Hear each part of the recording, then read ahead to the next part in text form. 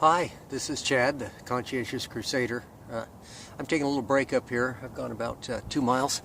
I'm up in Dishman Hills, up above the city of Spokane Valley, where I grew up. And it's just a little stale up here where I like to take a break. Today what I'd like to explain is what the Reid Technique is. I keep saying this to people and they look at me and they have no idea what I'm talking about. And if some of you didn't know, I am a retired Army interrogator, and I served for 22 years. I retired from the U.S. Army. I served in the Air Force also, back in the 80s. And I was in Afghanistan and in 2004 and 5, and I've seen people go to Guantanimo Bay. I know what was going on. This was during the Abu Ghraib crisis that was created down there in Iraq at the time. At any rate, Army interrogators. I also worked for the Counter-Drug Task Force for the state of Washington, which is really an anti-terrorism center, and it's also, I worked for the National Security Agency, and as well as could be contracted out for numerous other government agencies. So I've done work for the CIA, but I was never in the CIA. I worked for the NSA, but I was never in the NSA. I've been to the Dominican Republic. My primary language was Spanish. I studied Arabic also. I've been to DLI twice in Monterey, California. And of course I wound up in Afghanistan for my first big war. And they don't speak Spanish or Arabic there, they speak Pashtun. At any rate, back to the Reid method. First thing they teach you as an interrogator in the Army is you don't talk. If you're talking, the other person isn't. We're there to get information from them, not from you. So if you're talking to them and you're giving them information, you're giving them ideas to roll off of, you're working on their story with them, they're just answering yes or no to you. So you talk as little as possible. Second thing you don't ever do, you don't confront them. You don't get in a fight with them. I mean, you can give them their options. You better talk or you're going to Guantanamo, or it's going to be a long time before you see your family again, or fine, if you don't want to cooperate, I'll let you go talk to the Marines that shot you and brought you here. And usually at that point in time, they'd want to cooperate. And the majority of people who come through they don't belong there. Just wrong place, wrong time. These are just farmers, in a war that they don't know much about, much like Vietnam, much like World War II, like in the Pacific and Japan. A lot of these people, there were people in Afghanistan, I don't think had ever even seen a helicopter or cars. They're so outdated. So they're just good people. They're no different than the rest of us. So, if you arrest someone, you throw him in jail. You throw his 4 sons in jail with him, let's say. It's a father and 4 sons. And you tell him if he doesn't confess that he's going to Guantanamo Bay. This guy will start confessing to anything. They'll confess. You ask him if he killed Jimmy Hoffa, he'll tell you yes. You don't want that. In a war zone, we don't need that. We need information. We need actionable intelligence where I can stop a bomb from going off, or we can set a bomb to go off where the bad guys are going to be. And I don't want you to tell me what I want to hear. I'm not there to write reports. I'm not there to get medals for the amount of people I sent to prison. That's crap. And the Reid Technique is completely the antithesis of this. Mr. Reid, I think he did this in the 1930s when he was a polygraph operator, the voodoo machine that reads your horoscope and tells you what you're thinking and reads minds, etc., etc. And he won a court case by badgering someone into confessing. He used the machine to intimidate someone into confessing. And what he did is he wrote down 10 steps of how to get someone basically to confess to a crime, because his machine doesn't do a damn thing. And what the Reid Technique does is it opens up with the very first step is confrontation. You just confront the person. Just immediately go to battle with them and start an argument. Tell them they're going to prison. Tell them that they did it. Whatever you need to do to get the conversation going. And then the second or third step involves what's called story development.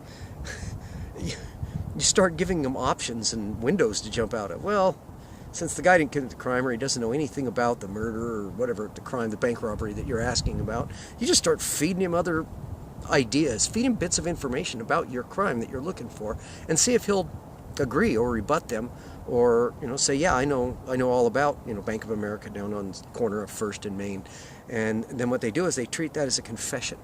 So he says, yeah, he knows all about the bank at the corner of Third and Main. Well, then you start arguing with him, you start confronting him, and if the person denies it, it's one of the third or fourth steps. If someone denies that, or exclaims their innocence, you just cut them off. You don't even let them do it. And then you keep them in rooms for hours. Keep them cold, keep them uncomfortable, scream and yell at them, give them a lot of coffee, don't let them go pee, turn the air conditioning on, make them super uncomfortable, separate them from their family, keep them from work, threaten to put them in jail, or do put them in jail, so that they lose their jobs, can't pay their rent, their car gets towed. You put them in these unbelievable situations. And after they sit in jail for a month, or they realize that you're going to turn their children over to CPS, or their bills aren't going to get paid, or in the case of the men in Afghanistan, their goats are going to get stolen, their farm's going to get overrun, their crops are going to be stolen, their wives are going to, they be killed. These people are going to start telling you what you want to hear. And it's just something that you never, ever, and it's not allowed. You remember a 10-year ordeal about us screaming and yelling about harsh interrogation tactics, and the Army using harsh interrogation tactics, forcing confessions, torture they call it. And well, I don't understand. If the Geneva Convention says we can't do it, we've signed on to that, and everybody feels that's illegal, how come an interrogator can't do that to a terrorist, but your local police department can do it to you? Your public defender can do it to you. Your defense attorney can do it to you. A judge can do it to you. And there's no recourse. If the charges if you don't confess to a lesser crime, which you hear about plea bargains all the time, if you don't confess to a lesser crime, they'll charge you with murder. And when they know they can't get it, they'll say, well, we'll let you out of jail in a week if you'll confess to assault. And, well, people will do it, disturbing the peace. That way they get a conviction and they're all done. Well, the problem is the person that's out there that committed the murder, the person that committed the bank robbery, or the person that committed the bombing, if it's a war zone, is out there and free, and someone else is doing time. And I'm telling you, there are thousands and thousands of innocent people in jail because of the Reid technique, and it's been being taught to your local police department since the 1940s. Their schools set up to teach it. And the brutal thing about this, is the same questioning technique is used on witnesses. So if your wife's raped and murdered, they're going to do this to you. If your children were killed, they're going to do it to you. If you're a neighbor and you witnessed someone leaving the scene of the crime, they're going to question you with the exact same tactics. It doesn't matter if you're a witness. It doesn't matter if you're a family member. It doesn't matter if you're a suspect. It doesn't matter if you're a victim. It doesn't matter. There are first responders. There are people who worked on ambulance crews that have gone to prison for murder because of this interrogation technique. Good Samaritans. God forbid you stop and help someone out and get blood all over you. You've seen this on TV. The guy picks up the knife and is holding the person and talking to them while they're dying. And then, of course, the detective walks in and he's covered with blood from head to toe. It was the one-armed man, right? At any rate, when I talk about the Reid technique and false confessions, this is what I'm talking about. If you look up the Innocence Project, the most a godsend, a blessing. They should be sainted. They've got 300, as of today, 19 April 2017, 345 men have been exonerated from prison, death row, life for serving crimes that they did not commit, because there was DNA evidence that proved they didn't commit the crime. Proved it. They know that they didn't commit the crime. But because they confessed, they were convicted on confession. You don't need evidence when someone's been confessed. So this medieval search for this holy grail of a confession from local police department, to me, is asinine. Having you're a policeman who graduated from high school, did a couple of years in the Air Force or something, maybe the Marine Corps, Army, gets out, gets a job working for the police department, writing tickets, asking questions like, do you know how fast you were going? Do you know why I pulled you over? Are you still beating your wife? Have you told your parents you're gay yet? Just leading questions like this. And if you answer them, you've sucked into the machine, and they will. When they say anything you say can and will be used against you, that's what they mean, because the Reid technique, which all law enforcement from your local municipality all the way up to the federal government, FBI, this is taught at Quantico. It is if the Reid technique is taught, to just get the person to talk themselves into a corner, or befuddle them, get them confused. And as soon as you've got them to contradict themselves or befuddle or they can't remember, you just break them until they confess to anything. So that's the Reid technique. It's evil. And I've discussed it in another video. I guess I could cover it here. I got another minute or so. When I was in Afghanistan, I was sent out to a local fire base to find out who'd been calling fire on that base. And it was so accurate that the person had to be on the post to call this fire this accurate. And I got sent out there to find this guy. It was in the same area I had actually been wounded July, several months before. And when I got to the area, I got to to this forward operating base, I found out who the guy was within a day or two. And I asked to have him detained.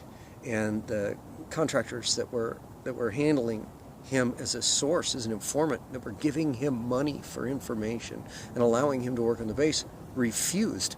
They said no. They got a man and his 4 sons, they arrested them and got them to confess and sent them to the prison of Bagram. And of course I wouldn't allow it. I was releasing him. It was my call. And of course they got angry and they actually charged me with a crime of violating, or what do they say, disclosing the name of a classified government source. I was looking at 20 years in prison at Leavenworth. At any rate, theater commander was called in, JAG came in, people from Langley flew in, and we went to a hearing, and I just told him, I said, no, I know for a fact that guy's there, these men are innocent, you're destroying their families, it's a false confession, the real guy's sitting right there on that base, and he's calling for fire right now. And the theater commander backed me up, and I was released. However, I didn't return to the post. And on January 3rd of 2005, a bomb went off right outside the gate just as a patrol was leaving, and it killed a friend, an acquaintance of mine, my friend Jeremy Wright, Sergeant Jeremy Wright. He was a Special Forces Communications sergeant, and the bomb just blew him up.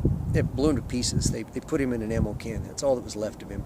I got to see video and pictures of the whole entire incident, and it severed the legs of the 2 soldiers that were in the back, and I think it killed the passenger, the man in the passenger seat.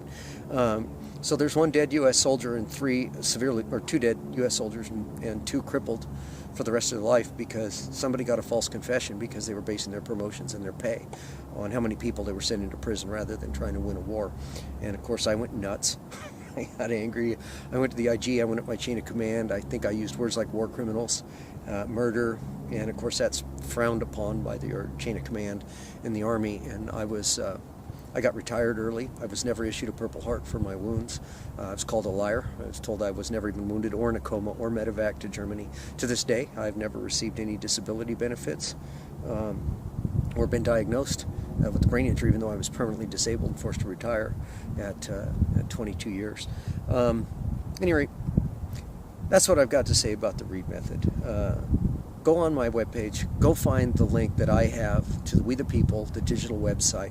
It's under the Conscientious Crusader. You can find me on YouTube, you can find me on Facebook, and you can find me Twitter at Conscientious Crusader. And sign my petition. If we can get enough petitions, we can get the White House to actually go forward to Congress to talk about stop using this medieval, just absolutely barbaric form of harsh interrogation techniques to gather false convictions to put people in prison. At any rate, that's all I've got today. This is Chad Richardson at the Conscientious Crusader, and I'll see you soon.